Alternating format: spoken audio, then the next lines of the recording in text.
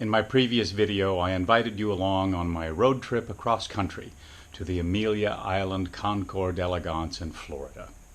In this video, I'll cover my participation in the event, but I'll also introduce you to the car, one of the most iconic cars in American history. I know that's a pretty grand claim, but it is indisputable that the Auburn Speedster is among the top in terms of style, engineering, and appeal. The Auburn Automobile Company of Auburn, Indiana, masterfully captured the Art Deco period in the design of their mid-range Auburns, front-wheel drive Cords, and opulent Duesenbergs of the late 1920s to mid-30s. So much so that every major car show, collector car book, and car museum today will usually feature all three of these marks. And that's pretty significant when one considers that in 1929 there were 44 automobile manufacturers in America. When the latest Great Gatsby film was produced starring Leonardo DiCaprio, the director aimed for the most opulent symbols of the Art Deco period: the mansions, the music, the clothes, etc. And when it came to the cars, he featured a 1929 Duesenberg and a 1933 Auburn Speedster, even though the film was set in 1925. This iconic styling is what drove me to finally get one after admiring them for 60 years. And it's what attracts people today, nearly 100 years later. 1931 was Auburn's best year for sales by far. So in 1932, they introduced the V12 to compete in the cylinder wars. It was a much more robust car than the best-selling 8-cylinders. It was heavier, longer, and with hydraulic brakes and a lot more horsepower.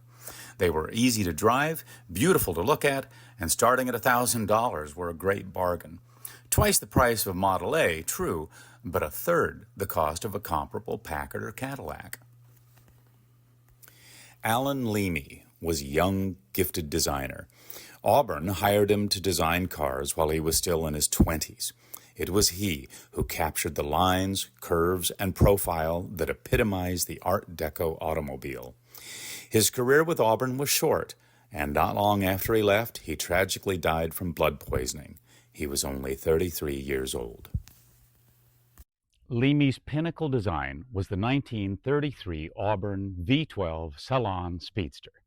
The boat tail body, offered as early as 1928, combined with the long hood of the V12 introduced in 1932, really looked outstanding. But then in 1933, the iteration took another step forward when the Salon version was added. This was a very limited production special edition, kind of like a ZR1 Corvette. They utilized a more rigid frame and incorporated more advanced styling, like these ribbon-like bumpers, the more streamlined grille, and these headlights with the convex lenses, cowl lights to match. The Widow Peak on the fenders was now available with smooth fenders, but this chrome trim that extended the entire perimeter of the car. Amazing. Two Auburns of the same vintage, one a Salon, the other regular. Essentially, they were building two lines of cars at once. Now, the Salon edition extended to all the body styles, but the Speedster was the most magnificent. Yet only 14 of the Salon 12 Speedsters would ever come out of the factory, and only a handful of those would survive the scrap drives of World War II. However, today, about 30 exist because after Auburn closed its stores in 1937 and leftover parts and parts cars were available, another couple dozen were put together. Wow. When I tell the Speedster story, people often exclaim, well, these cars must be worth a fortune. Well, just as with any piece of art, authenticity, rarity, and condition radically affect value. Hundreds of fiberglass replicas were produced in the 1970s, so one can easily obtain a replica Speedster with a fiberglass body on a modern chassis for under $50,000. Then there are original cars from the 1930s, where the not-so-valuable sedan body was swapped with a replica fiberglass Speedster body, giving the modern owner a more affordable, mostly classic car. But many Auburn Speedsters out there have no fiberglass replica components at all. hundreds of authentic 8-cylinder speedsters were produced in the 1930s, and in many cases, that speedster body was the only thing worth saving when so many of the cars were scrapped during the war. Since a tiny percentage of Auburn V12s were speedsters, it made sense in the 1950s to take a salvaged 8-cylinder body and put it on a 12-cylinder chassis. So several V12 sedans were eventually fitted with an 8-cylinder speedster body. And on the combination goes. A certified, all-original Auburn V12 speedster is worth well north of $1 million. Quite a range, $50,000 to $1-point-something million. And a novice would quite likely not be able to tell the difference. Well, obviously, that was just a cursory overview of Auburn's, and I'm going to bet that you've figured out that there's plenty more that I could say. But we'll save that for the next video, including details about my particular car and how I got it, and we'll go for a test drive. But for now, back to Amelia Island. I pulled in well after dark on Wednesday, and the first thing on the agenda Thursday was to find gas without alcohol, which is a lot easier to do in Florida than in California. The alcohol really plays havoc in classic cars. Then I went to check in at the Ritz-Carlton and pick up my participant packet. Hi. Hey. I'm an entrant picking up a packet. Park on the street, or do you guys have a place for me? You know, if you can find a spot up here along the parkway, I'm fine with that. Okay. Nothing on the property. Okay. What you're going to do? Yeah. How long are you going to be here? Well, it opens at 2, so I'll be here almost an hour.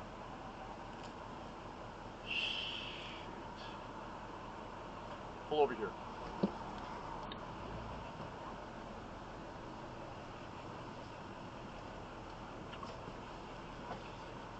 I drove all the way from California, if that gives me points. No. No, matter of fact, that's going to cost you probably shouldn't have told me that. Joking. Understood. I'm joking. So, I'm going to let you up on top. Okay, how do I get there? There's a ramp that goes right up top there. Oh, cool. Oh, I see. I'm going to let you go right up there. Make sure you park somewhere out of the way. Sure. Okay, and yeah, just take care of the Santa Fe room. When you walk in, you'll be in the back of the, yes, like the salon and all of that. Yes. Find an employee and say, listen, I'm picking up a packet. It's a Santa Maria room, I believe. That sounds right. Okay, and then just be expedient about it for me. Okay, I'll find this out. Thank you so much. All right, you're all set. Cool.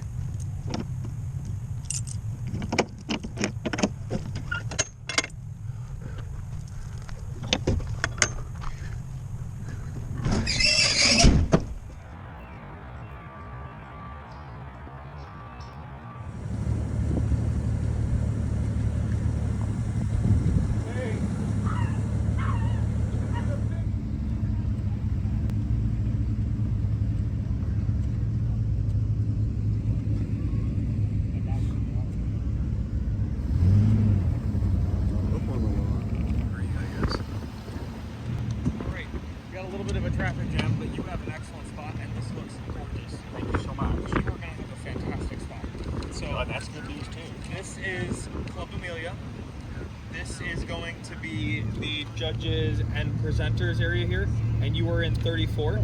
So we're coming across on this driveway here, and you're going to be that car right there. Oh, so it's basically right there. Yep, basically right there. So what we'll do is when we get in there, we're going to put your front left corner on that flag. So that flag will be the front left. There yet? Nice, I like it. Thank Love you. that color on it too. Thank you.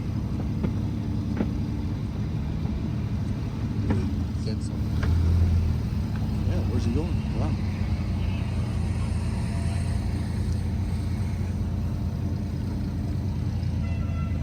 Look at that guy right there.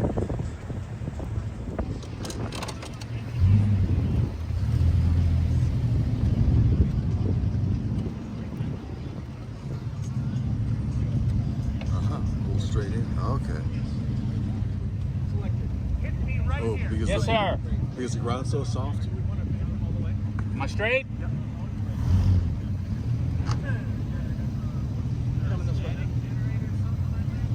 Keep coming. Okay, am I straight? You're going to start the row.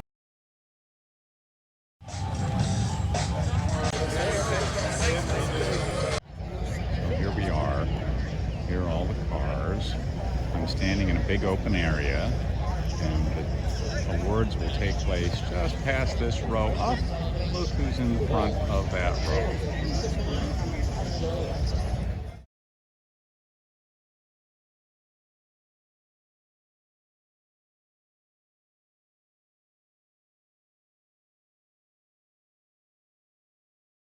1913 to 1934, and best in class, a 1933 Auburn Salon 12 165 Boattail Speedster, presented by Thomas Craig, Prather, California.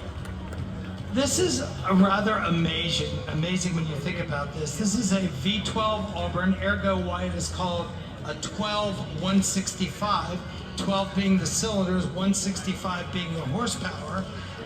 This was introduced at the V12, I should say, for just $975 in 1932. But think about it. I mean, money was tight at the time. So Cord had Alan Leamy, who joined the company at age 25 and was 28 years of age when he designed this car, designed the Auburn Speedster as kind of the Corvette of his company. It was a halo car designed to bring people into the showroom. This is called a Salon Speedster because it has some unusual features. The Salon models featured a specially strengthened chassis, adjustable vacuum boosted brakes, a racing inspired V-shaped grille, and unique headlight lenses. But all of the fenders, if you look at that car, are lined in these ribbons of chrome.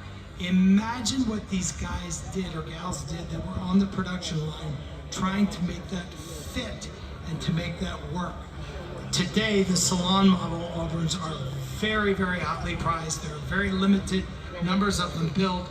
This perhaps is the Holy Grail because it's the 12-cylinder Salon as well. Fabulous car. Well, the final of our class awards, and last but not least in the American Classics from 1935 to 19. This car was sold new on May 29, 1937 by Packard agent A.L. Durr of Santa Rosa, California. I got the whole thing. It is a numbers matching example retaining all its components just as it left the package.